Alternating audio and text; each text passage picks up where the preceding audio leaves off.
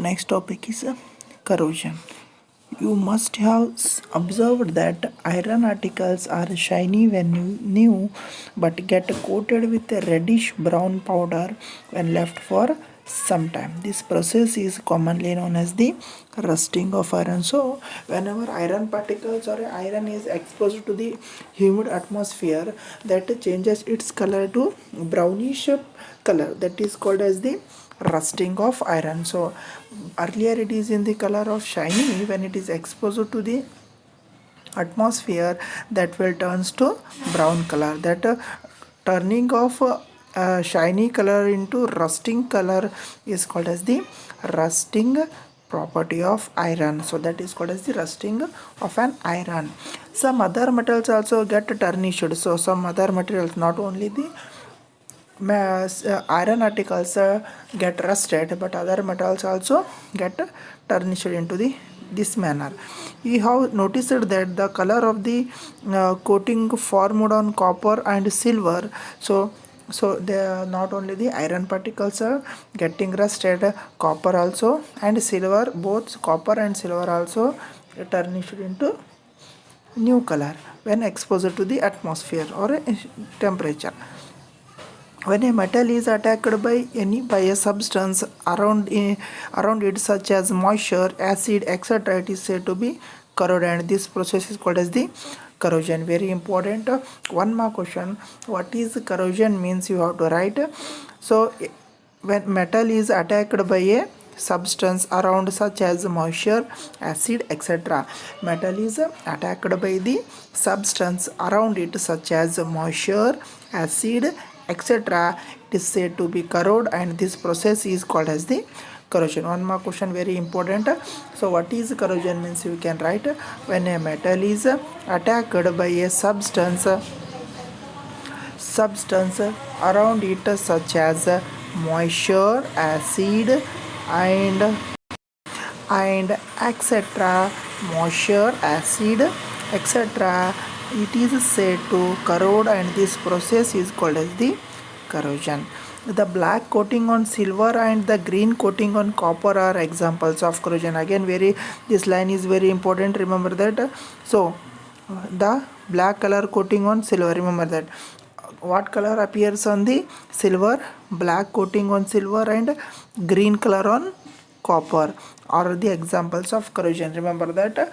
What color appeared on the silver exposed to the atmosphere, that turns to black color, and copper turns to green color. Very important.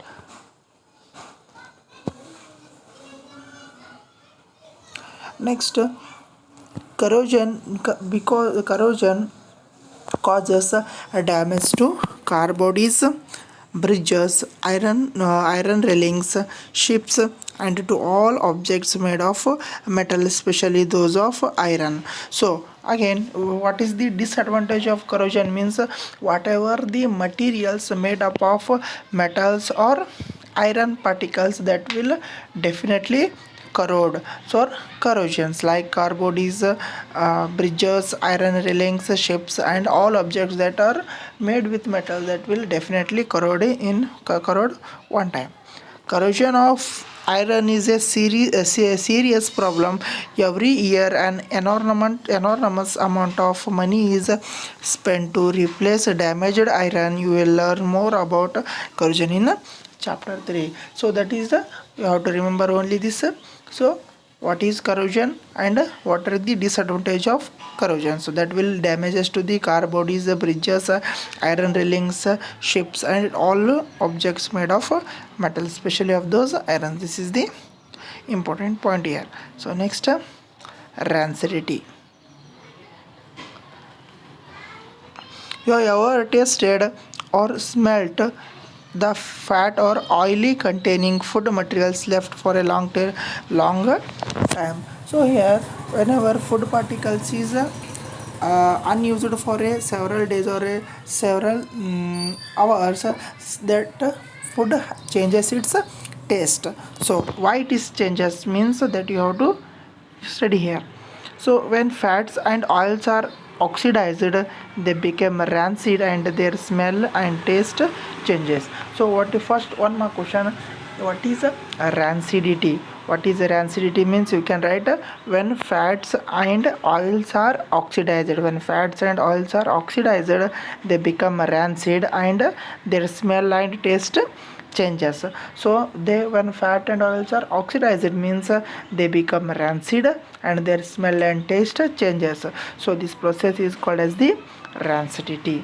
Usually substances which prevent oxidation, antioxidants, are added to the foods containing fats and also to prevent the rancidity. Some food particles, some food packets or that are added to the antioxidant.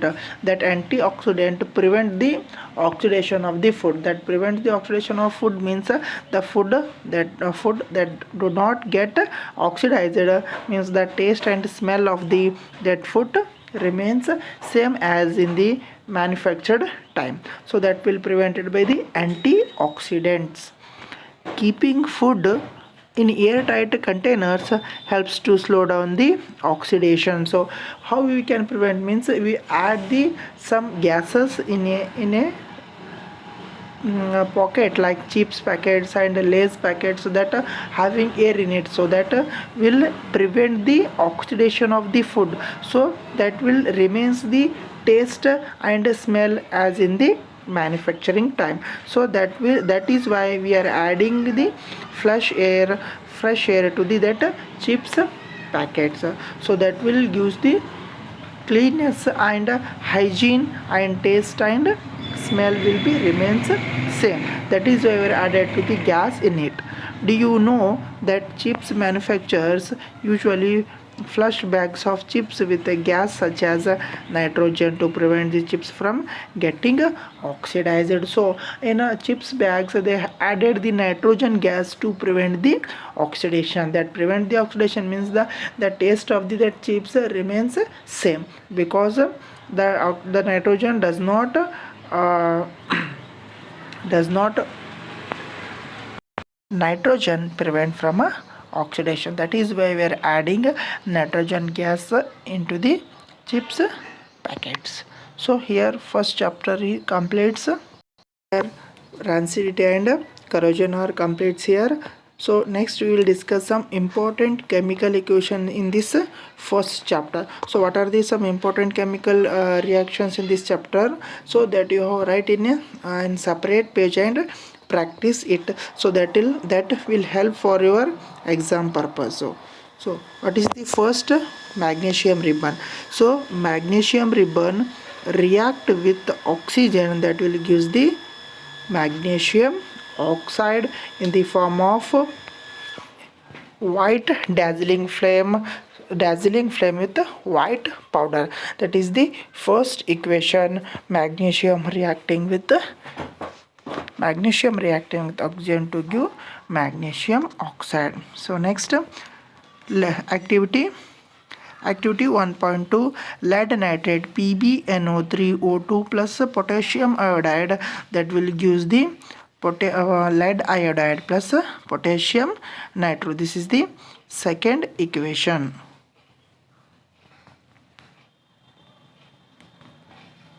Next activity 1.2, zinc is reacting with 2HCl, gives the zinc chloride plus H2O. So zinc is reacting with both sulfuric acid as well as the hydrochloric acid. If they asked hydrochloric acid means you can write zinc plus 2HCl gives the zinc chloride plus H2. Otherwise they asked sulfuric acid means write zinc H2SO4 plus ZnSO4 plus hydrogen is liberated. Here upward arrow mark shows that the liberation of gas. Here which gas is liberated? Here hydrogen gas is liberated. Next calcium oxide reacting with water molecules, that gives the calcium hydroxide plus heat energy. So releasing of heat energy is called as the exothermic reaction. The say single product is formed along with the heat release, it is called as the exothermic reaction. Next, calcium hydroxide react with carbon dioxide, that will gives the carbon calcium oxide reacting with carbon dioxide, that will gives the calcium carbonate. calcium carbonate calcium carbonate plus H2O. This is the next equation. Again, carbon plus oxygen reacting with each other, that will gives the carbon dioxide. This is also one type of combination reaction. Again, H2H2O plus O2 gives the 2H2O. So this is also combination reaction. This is also combination reaction. This is the exothermic reaction. So this is simple examples. Write down in a separate notebook and practice it, so you get easy in your exam. Next, CH4 methane natural gas reacting with oxygen, that will gives the carbon dioxide and water. So write down the reaction of natural gas, means you can write this. CH4 is called as the natural gas. Methane reacting with the reacting with oxygen, that will gives the carbon dioxide plus H2O. This is also one type of combination reaction. Again, C6H12O6 is called as the glucose reacting with oxygen and gives the 6 carbon dioxide and 6 H2O molecule plus energy. This is called as the exothermic reaction. Respiration is considered the exothermic reaction. This is the example. Next, 2FeSO4 heat will be given and it will decompose into Fe2O3, SO2, SO3, sulfur dioxide and sulfur trioxide. SO3 means sulfur trioxide, SO2 means sulfur dioxide, Fe2O3 ferric oxide. This is one type of decomposition reaction. It is the example of decomposition reaction. Also, it is the example of endothermic reaction, because we are giving a heat, so that will decompose us. So that is also example of both the decomposition reaction as well as the decomposition reaction as well as the endothermic reaction.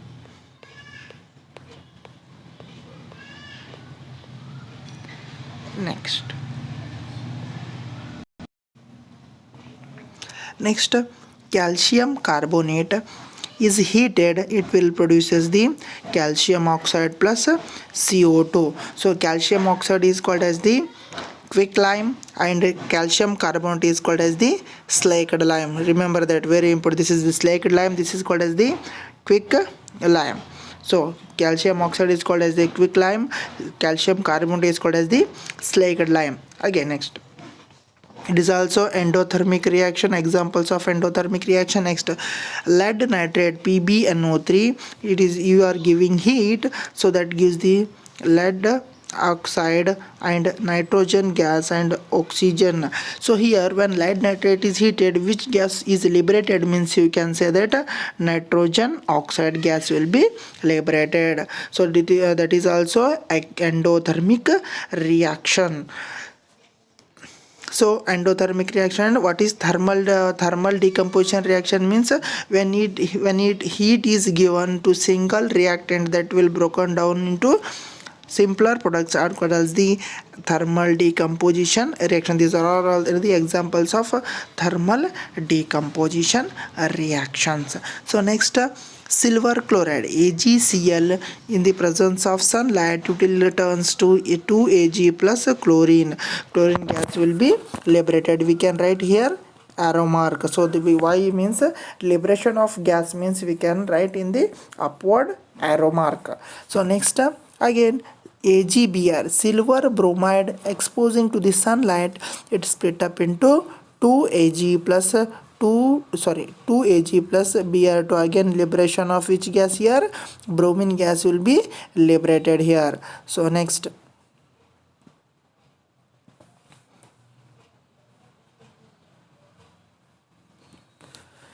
Fe iron reacting with the copper sulfate that gives the FeSO4 plus removal of the copper. So this is the example of displacement reaction here.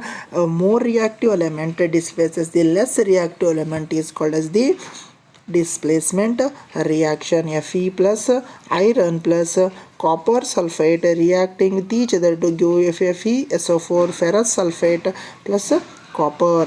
So again, what is another examples of displacement reaction is zinc. Zn is zinc, copper sulfate reacting with it will gives the ZnSO4 zinc sulfate plus copper is again liberated.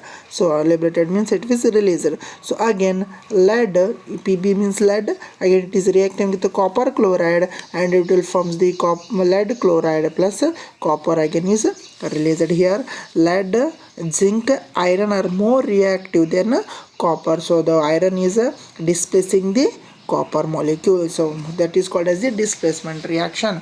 More reactive element displaces the less reactive element. Next, double displacement reaction. Here Na2SO4 sodium sulfate reacting with barium chloride to give barium sulfate and NaCl. So that is called as the NaCl. What is NaCl? Common salt